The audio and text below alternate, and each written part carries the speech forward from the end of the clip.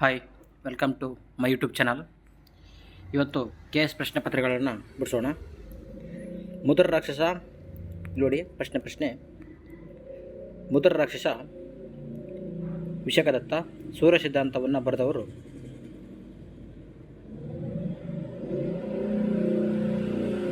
ಆರ್ಯಭಟ. ನಾಗಾನಂದ, ಹರ್ಷವರ್ಧನ, ಬುದ್ಧ ಚರಿತೆ, ಅಶೋಘೋಷ. ನೋಡಿ, ಪ್ರಮುಖ ಸಾಹಿತಿಗಳು ಮತ್ತು ಅವರ ಕೃತಿಗಳು ಕೊಟ್ಟಿದ್ದಾರೆ ನೋಡಿ. ಕೌಟಿಲ್ಯನ ಅರ್ಥಶಾಸ್ತ್ರ, ವಿಶಾಖದತ್ತನ ಮುದ್ರ ರಾಕ್ಷಸ, ಜಯದೇವ ಗೀತಾ ಗೋವಿಂದ, ಬಾಣ ಹರ್ಷಚರಿತೆ, ಅದೇ ರೀತಿಯಾಗಿ ಹರ್ಷ ನಾಗಾನಂದ ರತ್ನಾವಳಿ ಪ್ರಿಯದರ್ಶಿಕ, ಅಶೋಘೋಷ ಬುದ್ಧಚರಿತೆ, ಕಾಳಿದಾಸ ಶಕುಂತಲ ಮೇಘ ಸಂದೇಶ, ವರಹಾಮೀರ ಬೃಹತ್ ಸಮಿತ, ಪಾಣಿನಿ ವ್ಯಾಕರಣ, ದಿಗ್ನಾಗ ಅಂತ ಬರ್ತಾ ನೋಡಿ. ಅವರು ಪ್ರಮಾಣ ಸಮುಚ್ಚಯ ಅಥವಾ ತರ್ಕಶಾಸ್ತ್ರವನ್ನು ಬರೀತಕ್ಕಂಥದ್ದು. ನೆಕ್ಸ್ಟ್ ಇನ್ನೂ ಮುಂತಾದ ಕೃತಿಗಳನ್ನ ಶೂದ್ರಕ ಮುಚ್ಚುಕಟಿಕ, ಭವಭೂತಿ ಮಹಾವೀರ ಚರಿತೆ, ವೇದವಾಸ ವಿಷ್ಣು ಪುರಾಣ, ವಾಸ್ತಾಯನ ಕಾಮಸೂತ್ರ, ವಾಗ್ಭಟ ಅಷ್ಟಾಂಗ ಸಂಗ್ರಹ, ಬ್ರಹ್ಮಗುಪ್ತ ಬ್ರಹ್ಮಸ್ಫುಟ ಸಿದ್ಧಾಂತ, ಭರತಮುನಿ ನಾಟ್ಯಶಾಸ್ತ್ರ, ಧನ್ವಂತರಿ ವೈದ್ಯ ಚಿಂತಾಮಣಿ, ಚರಕ ಸಂಹಿತೆ, ಕಲ್ಯಾಣ ರಾಜತರಂಗಿಣಿ. ಇನ್ನು ದಕ್ಷಿಣ ಭಾರತದ ಮೊದಲ ಸ್ವತಂತ್ರ ರಾಜವಂಶ ಯಾರಂತ ಕೊಟ್ಟಿದ್ದಾರೆ. ಇಲ್ಲಿ ಸರಿಯಾದ ಆಪ್ಷನ್ ಡಿ ಶಾತವಾಹನರು. ಶಾತವಾಹನರು ದಕ್ಷಿಣ ಭಾರತದ ದಖನ್ ಮೊದಲ ರಾಜವಂಶವಾಗಿದೆ. ಇವರು ಚಂದ್ರಗುಪ್ತ ಮೌರ್ಯನ ಕಾಲದಲ್ಲಿ ಗೋದಾವರಿ, ಕೃಷ್ಣ ನದಿಗಳ ಮಧ್ಯೆ ನೆಲೆಸಿದ್ದು ಸಾಮಂತರಾಗಿ ಕಪ್ಪ ಕಾಣಿಕೆಯನ್ನು ಸಲ್ಲಿಸುತ್ತಿದ್ದರು. ಕ್ರಿಸ್ತಪೂರ್ವ 220ರ ವೇಳೆಗೆ ಈ ವಂಶದ ಶಿವಮೊಗ್ಗನು ಸ್ವತಂತ್ರನಾಗಿ ಶ್ರೀಕಾಕುಲಂ ರಾಜಧಾನಿಯನ್ನಾಗಿ ಮಾಡಿಕೊಂಡನು. ಶಾತವಾಹನ ವಂಶದ ಪ್ರಮುಖ ದೊರೆ ಗೌತಮ ಪುತ್ರ ಶಾತಕರ್ಣಿ. ಇವನಿಂದ ಶಾತವಾಹನ ಶಕೆಯು ಪ್ರಾರಂಭಗೊಂಡಿತೆಂದು ನಂಬಲಾಗಿದೆ. ಈ ವಂಶದ ಕೊನೆಯ ಅರಸ ಯಜ್ಞಶ್ರೀ ಶಾತಕರ್ಣಿ. ಇನ್ನು ಮೂರನೇ ಪ್ರಶ್ನೆ,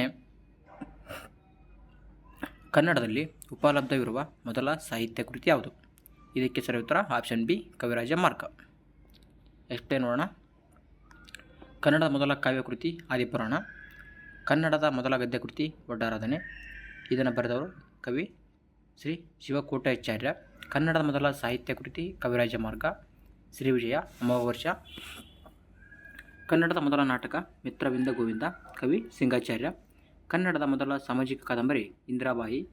ಕವಿರಾಜ ಮಾರ್ಗ ಕೃತಿಯನ್ನು ಮೊದಲು ರಾಷ್ಟ್ರಕೂಟರ ದೊರೆ ನೃಪತುಂಗ ಅಮೋಘ ವರ್ಷ ರಚಿಸಿದನೆಂದು ಹೇಳಲಾಗಿತ್ತು. ನಂತರ ಇದು ಶ್ರೀ ವಿಜಯ ಎಂಬ ಸಾಹಿತಿ ರಚಿಸಿದ ಕೃತಿ ಎಂದು ಹೇಳಲಾಗುತ್ತಿದೆ. ಕವಿರಾಜ ಮಾರ್ಗ ಎಂಬುದರ ಅರ್ಥ ಕವಿಗಳು ನಡೆದಾಡಿದ ಮಾರ್ಗ ಎಂದು ಪಥ ಅಂತೇಳಿ ಕರಿತೀವಿ. ಎಷ್ಟು ತಲಕಾಡಿನ ಗಂಗರ ರಾಜ ಲಾಂಛನ ಆಪ್ಷನ್ ಎ ಗಜ. ಗಂಗರ ಕಾಲಾವಧಿ 350ರಿಂದ 1400ವರೆಗೆ ಗಂಗರು ಮಾಡ್ತಾರೆ ಆಳ್ವಿಕೆ ಮಾಡಿರ್ತಕ್ಕಂಥದ್ದು. 27 ಮಂದಿ ರಾಜರು ಆಳಲ್ಪಟ್ಟರು. ಗಂಗರ ಪ್ರಸಿದ್ಧ ರಾಜ ದುರ್ವಿನತ.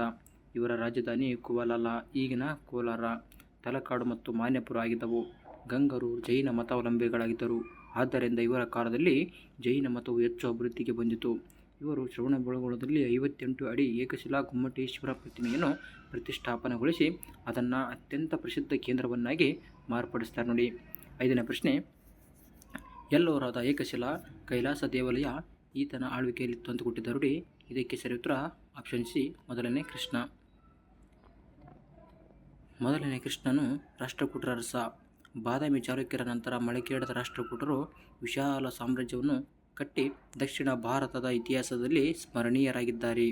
ಈ ವಂಶದ ಮೂಲ ದೊರೆ 1ನೇ ಕರ್ಕನಾಗಿದ್ದು, ಈ ವಂಶದ ದಂತ್ಯದುರ್ಗನು ಚಾಲುಕ್ಯರನ್ನು ಸೋಲಿಸಿ ಬಾದಾಮಿಯನ್ನು ಗೆದ್ದನೆ. ಇವನ ಚಿಕ್ಕಪ್ಪನಾಗಿರ್ತಕ್ಕಂಥ 1ನೇ ಕೃಷ್ಣ ಎಲ್ಲೋರದ ಕೈಲಾಸನಾಥ ದೇವಾಲಯವನ್ನು ಕಟ್ಟಿಸಿದನು. ಇದು ಏಕಶಿಲೆಯ ಅದ್ಭುತವಾದ ರಚನೆ.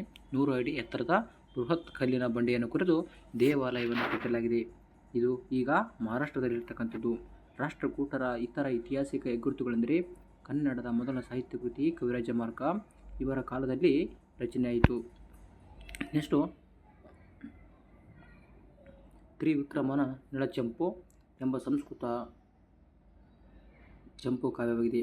ಹಲಾಯುಧನ ಕವಿ ರಹಸ್ಯ, ಮಹಾವೀರಾಚಾರ್ಯನ ಗಣಿತ ಸಾರ ಸಂಗ್ರಹ ಎಂಬ ಗಣಿತ ಗ್ರಂಥ, ಪಂಪನ ಆದಿಪುರಾಣ, ವಿಕ್ರಮಾರ್ಜುನ ವಿಜಯ, ಪೊನ್ನನ ಶಾಂತಿ ಪುರಾಣ ಇವರ ಕಾಲದಲ್ಲಿಯೇ ರಚಿತವಾಗಿರತಕ್ಕಂಥದ್ದಾಗಿವೆ ನೋಡಿ. ನೆಕ್ಸ್ಟ್ ಪ್ರಶ್ನೆ, ಅರಬ್ಬರ ಸಿಂಧು ದಾಳಿ ಹೊಂದಿಸಿ ಬರೆ ಕೊಟ್ಟಿದ್ದಾರೆ ನೋಡಿ. ಅರಬ್ಬರ ಸಿಂಧು ದಾಳಿ ಇಲ್ಲಿ ಹೇಗೆ ಆಪ್ಷನ್ ಬಿ ಸರಿಯಾದ ಉತ್ತರವಾಗತಕ್ಕಂಥದ್ದು ನೋಡಿ. ಅರಬ್ ಸಿಂಧ್ ದಾಳಿ 711ರಲ್ಲಿ ಆಗ್ತಕ್ಕಂಥದ್ದು. ಅದೇ ರೀತಿಯಾಗಿ ಸೋಮನಾಥ ಲೂಟಿ 1026ರಲ್ಲಿ ಆಗ್ತದೆ ನೋಡಿ. ಎರಡನೇ ತರಂಗ ಕದನ 1192ರಲ್ಲಿ ಆಗ್ತಕ್ಕಂಥದ್ದು. ದೆಹಲಿಯ ಒಂದು ಸುಲ್ತಾನದ ಒಂದು ಆಧಿಪತ್ಯ ಸ್ಥಾಪನೆ ಆಗ್ತಕ್ಕಂಥದ್ದು 1206ರಲ್ಲಿ ನೋಡಿ. ಓಕೆನಾ. ನೆಕ್ಸ್ಟು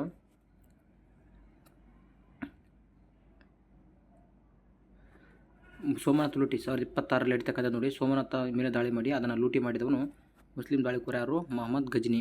ಇವನು 17 ದಂಡಯಾತ್ರೆಗಳಲ್ಲಿ ಅತ್ಯಂತ ಪ್ರಮುಖವಾದುದೆಂದರೆ 1025-26ರಲ್ಲಿ ಎಸಗಿದ ಸೋಮನಾಥ ದೇವಾಲಯ.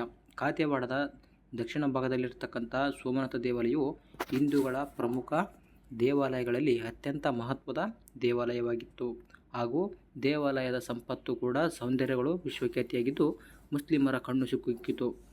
1026 ಜನವರಿ 6ರಂದು ಸೋಮನಾಥ ದೇವಾಲಯದ ಮೇಲೆ ತನ್ನ ಅಪಾರ ಸೈನ್ಯದೊಂದಿಗೆ ದಾಳಿ ಮಾಡಿ ಅದಕ್ಕೆ ತಡೆಯೊಡ್ಡಿದ 50,000ಕ್ಕೂ ಹೆಚ್ಚು ಸೈನಿಕರನ್ನು ಬಲಿಪಡಿಸಿದ ನೋಡಿ.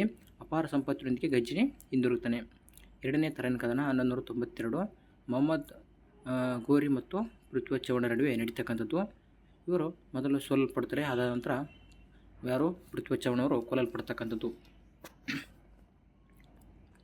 ಓಕೆ. ನೆಕ್ಸ್ಟ್ ಒಂದು ಆಪ್ಷನ್ ದೆಹಲಿ ಸುಲ್ತಾನರ ಆಧಿಪತ್ಯ ಸ್ಥಾಪನೆ 1206 ನೋಡಿ. ಮೊಹಮ್ಮದ್ ಗೋರಿಯು ಭಾರತದಲ್ಲಿ ಮುಸ್ಲಿಂ ಸಾಮ್ರಾಜ್ಯದ ನಿರ್ಮಾಪಕನು. ಇವನಿಗೆ ಪುತ್ರ ಸಂತಾನವಿಲ್ಲದ ಕಾರಣ ಭಾರತದ ಪ್ರದೇಶಗಳ ಮೇಲ್ವಿಚಾರಕನಾಗಿ ತನ್ನ ನಿಷ್ಠಾವಂತ ಸೇವಕನಾದ ಕುತುಬುದ್ದೀನ್ ಐಬಕ್ನನ್ನು ನೇಮಿಸಿದನು.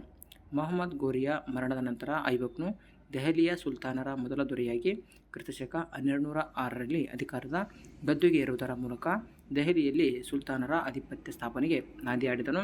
ಇಲ್ಲಿಂದ ಮೊದಲುಗೊಂಡು 1526ರಲ್ಲಿ ಕಾಬೂಲ್ನಿಂದ ಬಾಬರ್ ಬಂದು ಮೊಘಲ್ ಸಾಮ್ರಾಜ್ಯವನ್ನು ಸ್ಥಾಪನೆ ಮಾಡುವವರೆಗೂ ವಿವಿಧ ಸಂತತಿಗಳು ದೆಹಲಿ ಸಿಂಹಾಸನವನ್ನು ಆಳ್ತವೆ. ಮೊದಲದಾಗಿ ಗುಲಾಂ ಸಂತತಿ 1206ರಿಂದ 1290, ಎರಡನೇದಾಗಿ ಖಿಲ್ಜಿ ಸಂತತಿ 1290ರಿಂದ 1320, ತುಘಲಕ್ ಸಂತತಿ 1320ರಿಂದ 1414, ಸಯ್ಯದ್ ಸಂತತಿ 1414ರಿಂದ 1451 ಮತ್ತು ಲೋಧಿ ಸಂತತಿ 1451ರಿಂದ 1526. ಇನ್ನು 7ನೇ ಪ್ರಶ್ನೆ, ಚಹಲ್ಗನಿಯನ್ನು ನಾಶ ಮಾಡಿದ ದೆಹಲಿ ಸುಲ್ತಾನ್ ಯಾರೆಂದು ಕೊಟ್ಟಿದ್ದಾರೆ? Option D Balban. ಚಹಲ್ಗನಿಯನ್ನು ಜಾರಿಗೆ ತಂದವನು ಇಲ್ತಮಷ್. ಇವನು ದೆಹಲಿ ಸುಲ್ತಾನರ ದೊರೆ ಕುತುಬುದ್ದೀನ್ ಐಬಕ್ನ ಗುಲಾಮನಾಗಿದ್ದು ಗ್ವಾಲಿಯರ್ನ ಆಡಳಿತಗಾರನಾಗಿದ್ದನು. ಐಬಕ್ನ ಮರಣದ ನಂತರ ಇವನ ರಾಜನಾಗಿದ್ದನು ಹಾಗೂ ಇವನ ಆಡಳಿತದ ನಿರ್ವಹಣೆಗಾಗಿ ಟರ್ಕನ್-ಇ-ಚಹಲ್ಗಾನಿ ಅಥವಾ 40 ಗಣ್ಯರ ಕೂಟವನ್ನು ರಚನೆ ಮಾಡ್ತಾನೆ. ಇಲ್ತಮಷ್ನ ಮರಣದ ನಂತರ ಇವನ ಮಗಳು ರಜಿಯಾ ಸುಲ್ತಾನ್ ಅಧಿಕಾರಕ್ಕೆ ಬರ್ತಾಳೆ.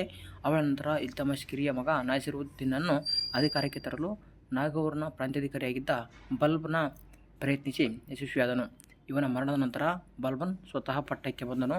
ಬಲ್ಬನ್ ಇಲ್ತಮಷ್ನು ಜಾರಿಗೆ ತಂದಿರತಕ್ಕಂಥ ಚಹಲ್ಗಾನಿ ಪದ್ಧತಿಯನ್ನು ಮಾಡ್ತಾನೆ, ತೆಗೆದುಹಾಕ್ತಾನೆ. ಈ ರೀತಿಯಾಗಿ ಮುಂದೆ ವಿಡಿಯೋಗಳಿಗಾಗಿ ನಮ್ಮ ಚಾನಲನ್ನು ಸಬ್ಸ್ಕ್ರೈಬ್ ಮಾಡಿಲ್ಲ ಅಂದರೆ ಈ ಕೂಡಲೇ ಸಬ್ಸ್ಕ್ರೈಬ್ ಮಾಡಿ ಅಂತ ಹೇಳ್ತಾ ಮುಂದಿನ ವಿಡಿಯೋದಲ್ಲಿ ಸಿಗೋಣ. Thank you for watching. Jai Hind.